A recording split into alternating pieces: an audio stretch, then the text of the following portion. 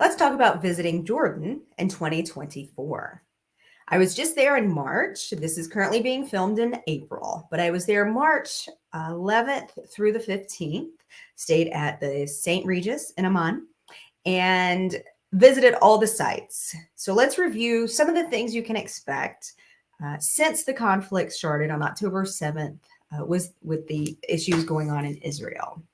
So I am Tiffany with DPP Travel, and I was there on a pre-stay to our Waterways Egyptian cruise down the Nile. So we chose the time in Jordan.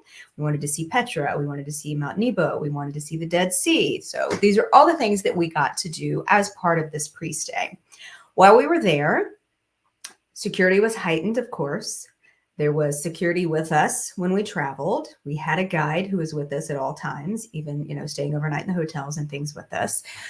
Not once did myself or the 21 other people feel unsafe throughout this journey. So when we landed, we did a tour of the Roman, what would have been temples at the time, but they're ruins now, some of the oldest known. And then we did the old city. From there, we went on to visit the Dead Sea, Mount Nebo, and where we visited the Dead Sea was with or through the Crown Plaza Hotel there at the Dead Sea. So something to know about visiting the Dead Sea. Most local Jordanians utilize swimsuits that they can throw away due to the minerals and the salt that get into the suit. So they just bring old suits they know they're not going to keep, and they trash them. We did not know that. Also, they don't mention technically that it's rocky in the Dead Sea, and I'm going to go ahead and tell you it's not rocky. It is full-on boulders that are there that you are stepping over. You don't have to get very deep into the Dead Sea because you will obviously float, but walking out, boulders, not little river rocks, not little bits of gravel, boulders that you are stepping over. So you should definitely take water shoes of some sort to help you navigate this. They're smaller as you go to step in, but as you get a little bit deeper, they get larger.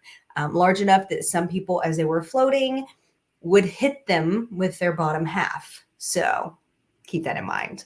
But it was an amazing experience. There are just outdoor showers. There's no real place to physically wash with soap and stuff like that. So you just kind of rinse off, and the salt stays with you all day. And everything you do, everything you touch all day. So just keep that in mind. We went from there we had lunch there. We went to Mount Nebo. Of course, that is the mount where Moses saw the promised land, where, of course, he would never step foot, where he died. You see the cross, kind of a cool little place there to go and visit it. Now we want to move on to, obviously, the big one, Petra and Wadi Rum. So Petra, the getting into that is cavernous, and it's huge. It's almost like walking through the Grand Canyon, if you will, because so high up it still feels like, you're in a cave, even though there's light. Going in, you will see that there were cutouts and carvings, and there were statues all along this walkway leading into what everybody calls Petra, which is actually the treasury, is what you will see most, the first thing, and is the most common part of it. So there's aqueduct areas that you can see where the water would come through the cavernous areas to bring it into the city. Then you get into the city area, you have the little cracks where you can see the pictures, or you've seen the pictures of Petra. You go into there, and you could spend a full probably 2 days seeing all of Petra and really exploring it, not just a half day like we had. So there's the streets of Facade, there's a monastery, there's a palace, there's the amphitheater. There's so much to see and do. So if you have the opportunity, spend more than just a half a day there, because it's definitely worth it.